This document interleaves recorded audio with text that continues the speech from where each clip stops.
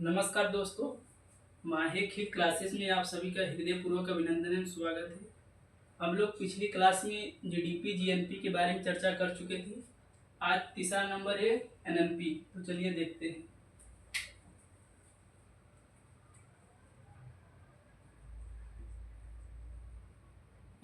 NNP का full form होता है नेट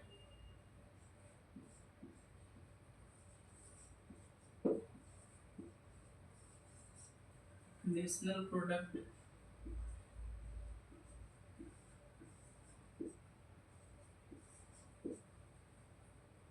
हिंदी में बोलते हैं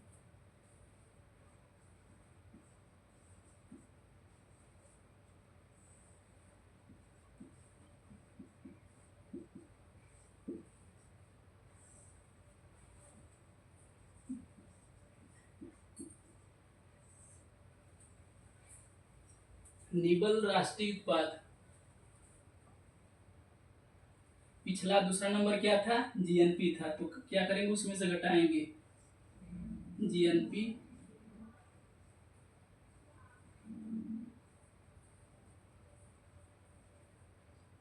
माइनस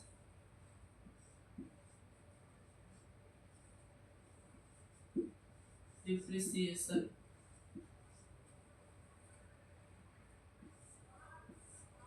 नोट में लिख लीजिए डिप्रिसिएशन क्या होता है।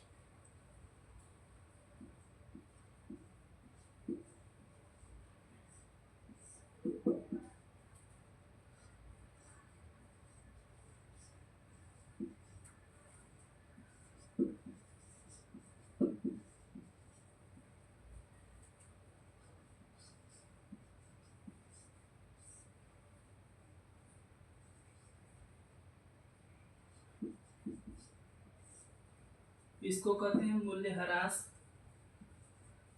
या अपकर्ष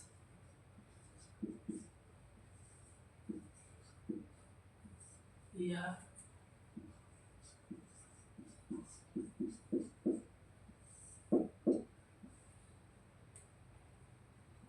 मशीनों उपकरणों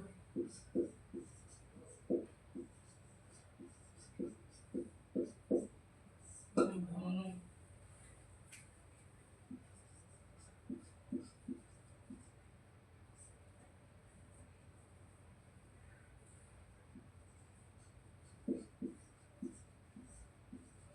आदि का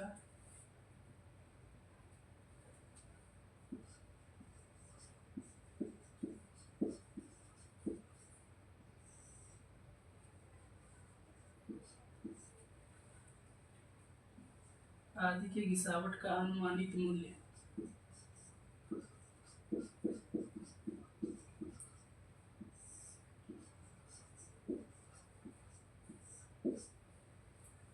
पहले लिख लेते हैं, तब उसके बाद समझते हैं क्या होता है।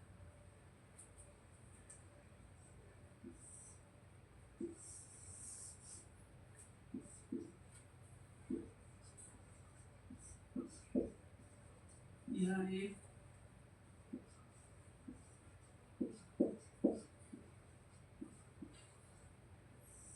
नकारात्मक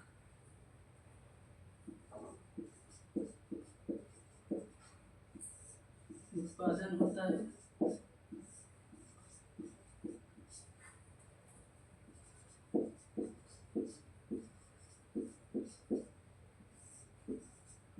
इसलिए इसे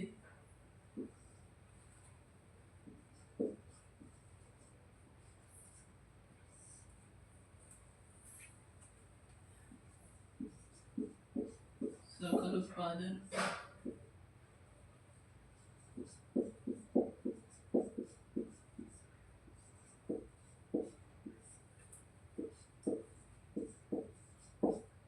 हटा दिया जाता है।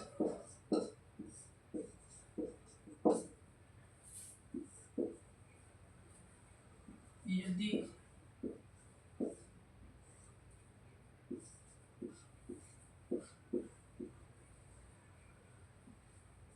यदि जीडीपी में से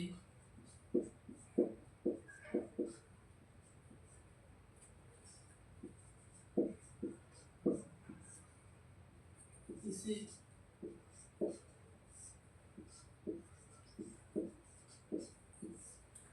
घटा दिया जाए तो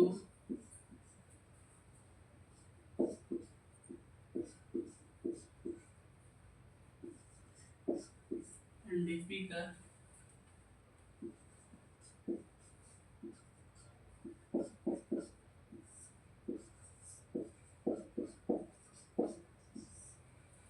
अनुमान लगाया जा सकता है।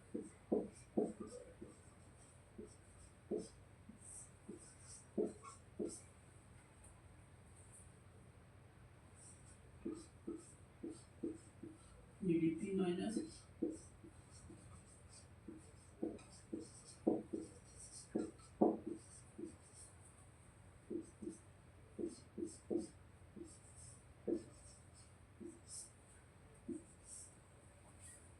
देखना पड़ेगा आपको। मैंने क्या लिखा, एनएनपी का मतलब नेट नेशनल प्रोडक्ट, हिंदी में बोलते हैं निवल राष्ट्रीय उत्पाद। इसका जीएनपी माइनस डिप्रिसिएशन। डिप्रिसिएशन क्या होता है, मूल्य ह्रास, अपकर्ष या मशीनों, करोड़ों, भवनों आदि की घिसावट का अनुमानित मूल्य। यह एक नकारात्मक उत्पादन होता है, इसलिए नकारात्मक उत्पादन होने के कारण इसको घटाते हैं, इसलिए इसे सकल उत्पादन में से हटा दिया जाता है। यदि जीडीपी में से इसे घटा दिया जाए तो एनडीपी का अनुमान लगाया जा सकता है। जीडीपी में से घटा दिया जाए तो किसका अनुमान लगता है, एनडीपी का। कोई भी मशीन हो वो हमेशा क्षय होता रहता है, मतलब घिसता रहता है। और उपकरण भी हो, भवन हो, जर्जर होता है। जैसे पुराने किले हो गए, क्या होता है, जर्जर होता रहता है। जैसे कंप्यूटर हो गया, लगभग 3 साल में हैंग करने लगता है। मोबाइल भी हो गया। यह शरीर क्या है, जो मिट रही है वह शरीर है। क्या, जो मिट रही है वह शरीर है। शरीर भी हमारा मिट रहा है, लेकिन हमको नहीं पता चलता कि कब 35 से 70 हो गए। तो वही डिप्रिसिएशन है, मतलब घट जाता है। नकारात्मक उत्पादन होता है, सकल उत्पादन से घटा दिया जाता है। जैसे ये बोर्ड है पूरा, ये भी जर्जर हो रहा है, लेकिन हम अपने चक्षु से उसको देख नहीं पा रहे हैं। क्यों, क्योंकि हमारे पास उतनी ज्ञानेंद्रियों की शक्ति नहीं कि हम इसे देख लें कि किस प्रकार से यह मिट रहा है। यहाँ तक मुझे उम्मीद है आप लोग को समझ में आ गया होगा। अब चलते हैं अगले पॉइंट पर, तब तक नोट कर लीजिए। अब आते हैं चौथे पॉइंट पर। किस पे, तीसरा था एनएलपी था। अब इसे चौथे पॉइंट में सिर्फ एफसी लगा देना है इसके नीचे बस।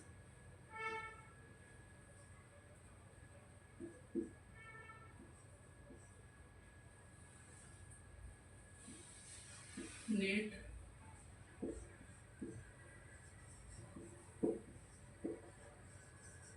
National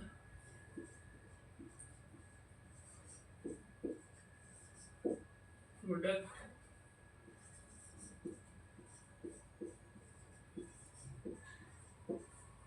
eight factor cost.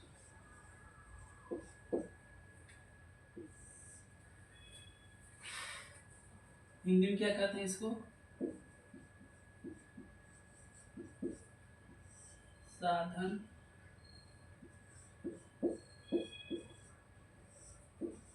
लागत पर निवल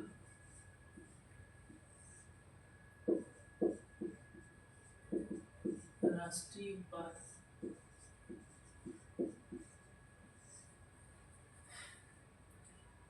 एनएनपीएफसी का फुल फॉर्म होता है net national product at factor cost. इसको हिंदी में बोलते हैं साधन लागत और निवल राष्ट्रीय उत्पाद। पहले लिख लेते हैं, उसके बाद समझने की कोशिश करेंगे।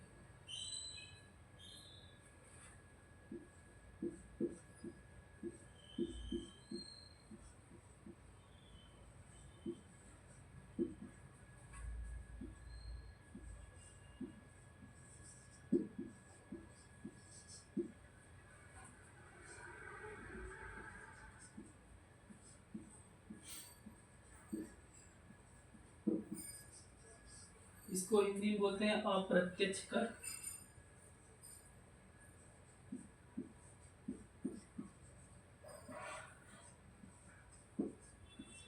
इसको बोलते हैं सहायकी या छूट।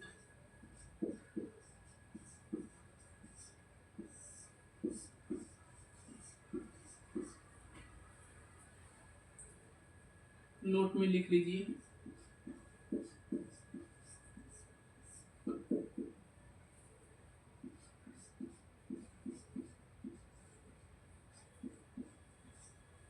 NNPFC को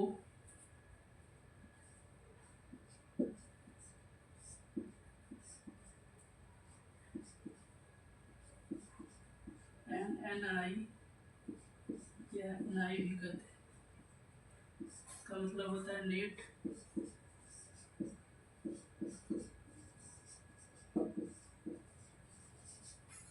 इनकम।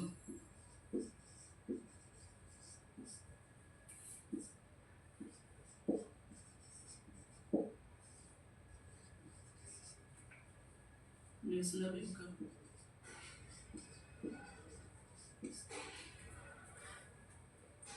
मतलब NNPFC इक्वल टू NNI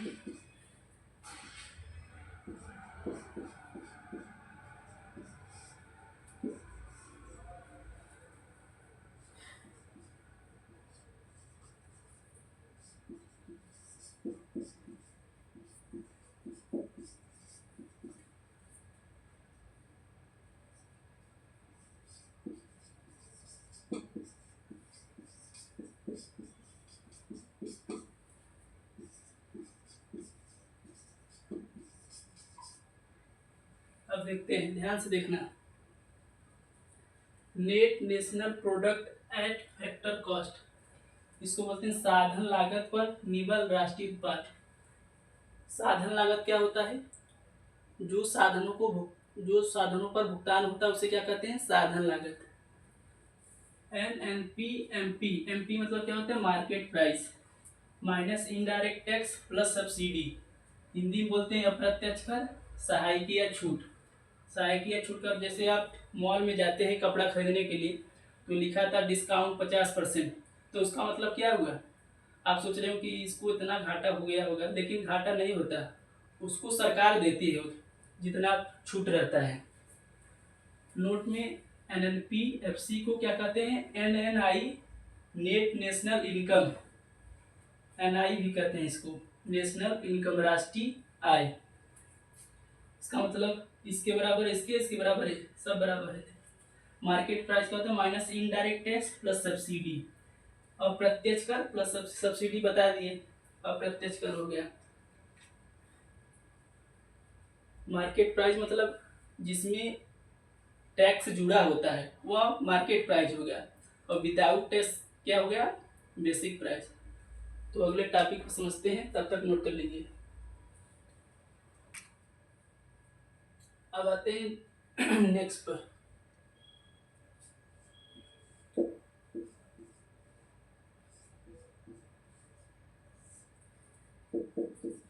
इसके पहले क्या बताया मैंने?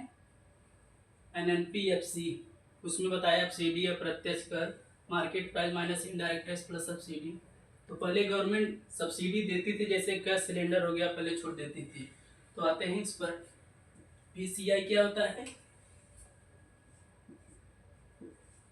पर कैपिटा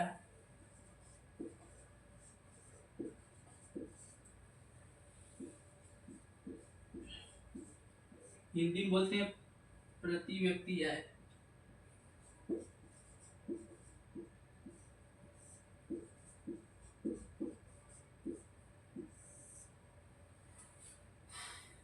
मैंने बताया था पिछले में NNPFC को क्या कहते हैं, और NNI और NI भी कहते हैं। अब देखिए यहाँ NI बटा population,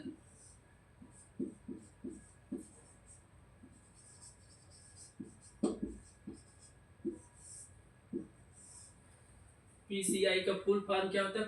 per capita income, Hindi में बोलते हैं प्रति व्यक्ति आय। फार्मूला है एनआई बटा पॉपुलेशन, मतलब इसको क्या बोलते हैं? नेशनल इनकम, राष्ट्रीय आय बटा जनसंख्या। अब थोड़ा नोट करके लिख लीजिए।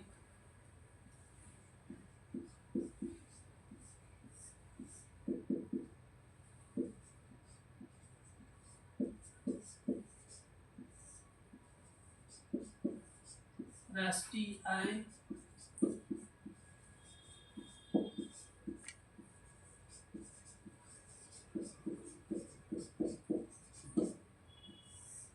राष्ट्रीय आय से जुड़ी अवधारणाएं जैसे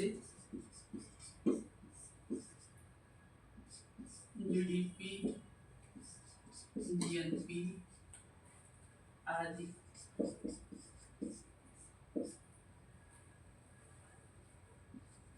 की तुलना में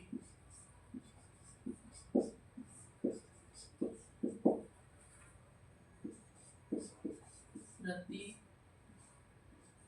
व्यक्ति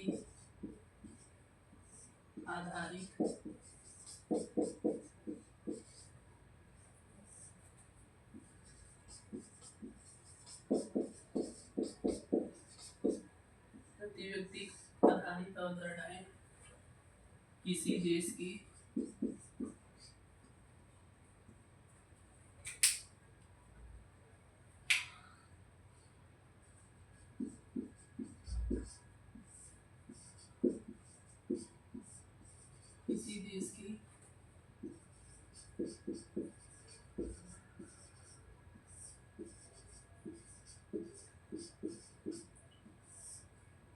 आर्थिक कल्याण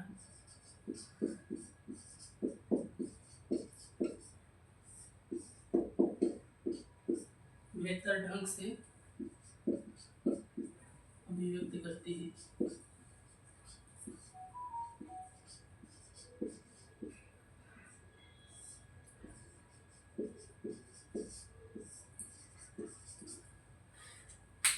राष्ट्रीय आय से जुड़ी अवधारणा जैसे हमने पहले पढ़ चुका है, जीडीपी, जीएनपी आदि की तुलना में, मतलब इसके तुलना में प्रति व्यक्ति आधारित अवधारणाएं।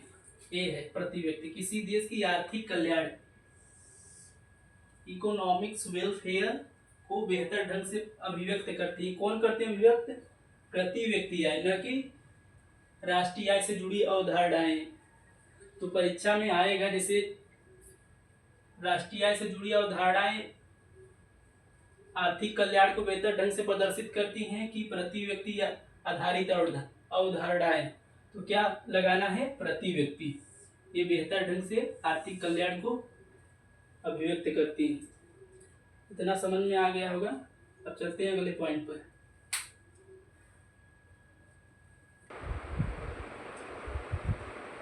अब आते हैं 6 पॉइंट पर।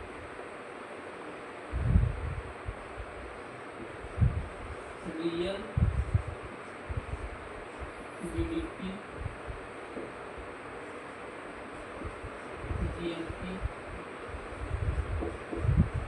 आदि। 6 पॉइंट है रियल जीडीपी, जीएनपी आदि क्या होता है? लिखते जाइए। यदि जीडीपी, जीएनपी आदि को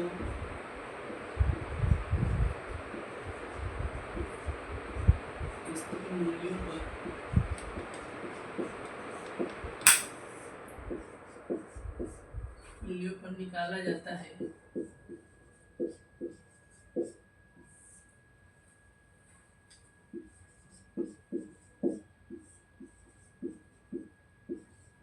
तो उनके आगे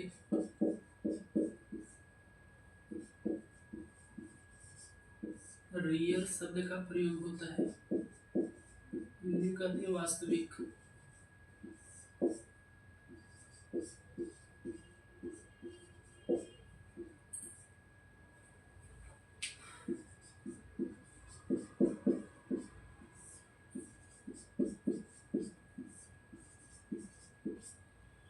क्या मैंने लिखा, ध्यान से देखना पड़ेगा आपको।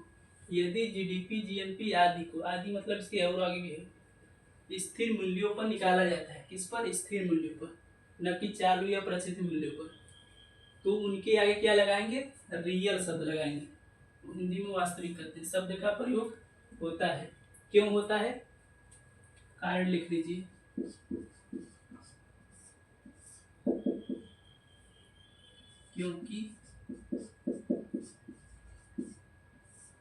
क्योंकि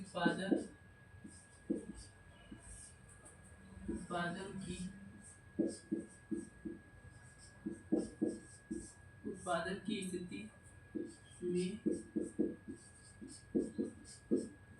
होने वाले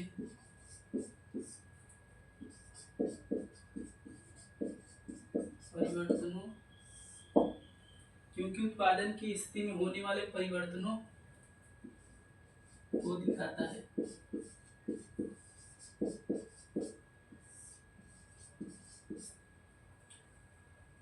यहाँ तक नोट कर लीजिए। आते हैं लास्ट पॉइंट पर आज का। अब देखते हैं बेस ईयर क्या होता है। क्या? बेस ईयर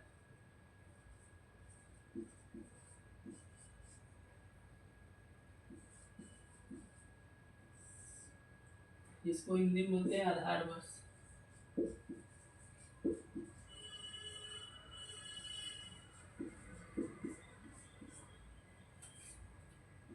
पॉइंट लिखते जाइएगा।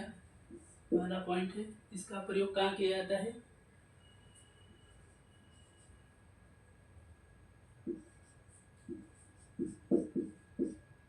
प्रयोग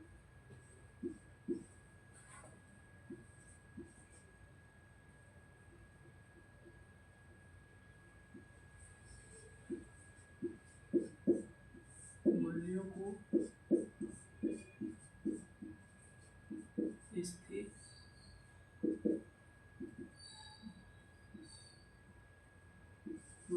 स्थिर हेतु शॉर्ट में लिखवा रहे हैं, पॉइंट वाइज रिवीजन में शामिल है।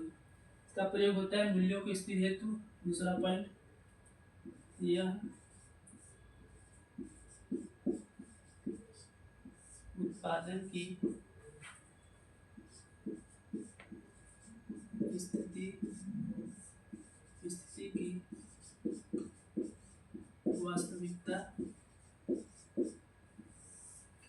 वास्तविकता को दिखाता है।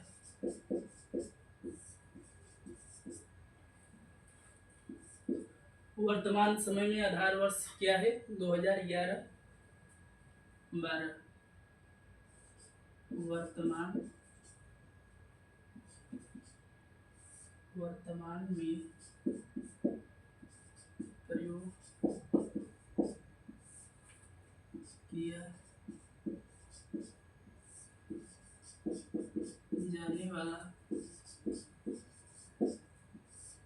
वर्तमान में प्रयोग किया जाने वाला आधार वर्ष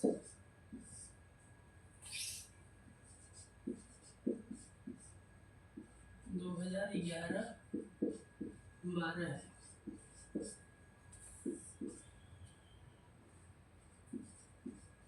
2026 में विश्वनाथ गोलदार समिति की सिफारिशों पर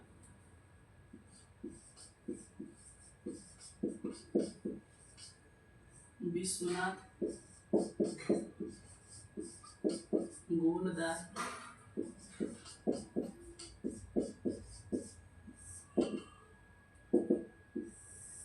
समिति की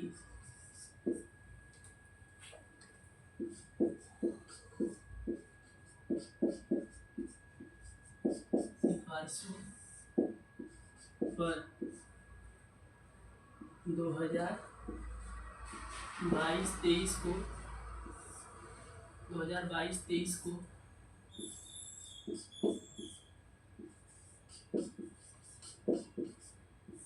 आधार वर्ष के रूप में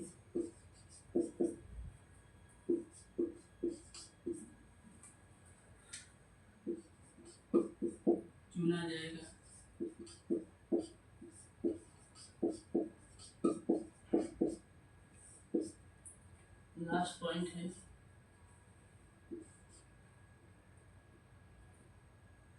राष्ट्रीय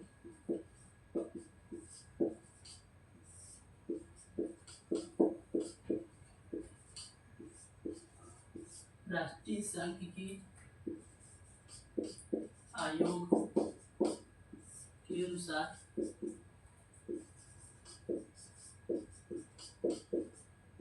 प्रत्येक 5 वर्ष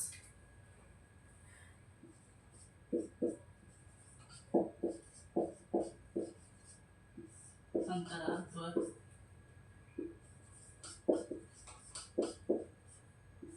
आधार वर्ष बदला जाना चाहिए।